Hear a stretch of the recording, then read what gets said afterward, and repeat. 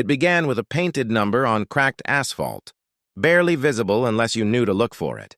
Spot 17 had been empty all morning, and by late afternoon, Maya pulled in without a second thought.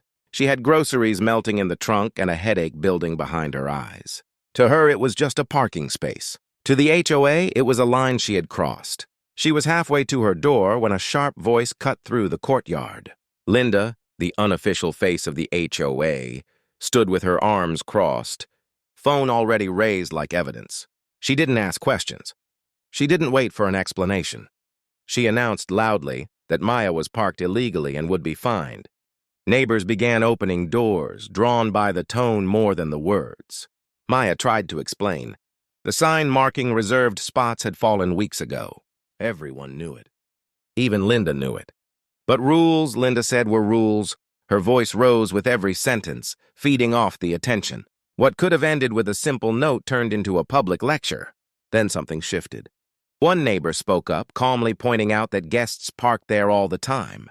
Another added that the HOA hadn't repaired signage despite multiple requests. A third reminded everyone that Linda herself had used unmarked spots more than once. The crowd grew, not loud at first, but steady. United. Linda faltered, clearly not expecting resistance. She doubled down, waving her phone and threatening official action. That's when Maya finally raised her voice, not in anger, but in clarity. She asked why enforcement only happened when certain people parked there. The question hung in the air, heavier than the summer heat. Phones came out. Not just Linda's now. The power dynamic cracked. Linda's words stumbled. Her authority suddenly questioned instead of assumed. Someone suggested calling an HOA meeting. Someone else laughed. The tension broke, not cleanly, but enough. By the end, no ticket was written. Linda walked away, tight-lipped, promising emails and consequences. Maya unpacked her groceries with shaking hands, supported by neighbors she barely knew that morning. All of it, every raised voice, every accusation, every witness over one parking spot.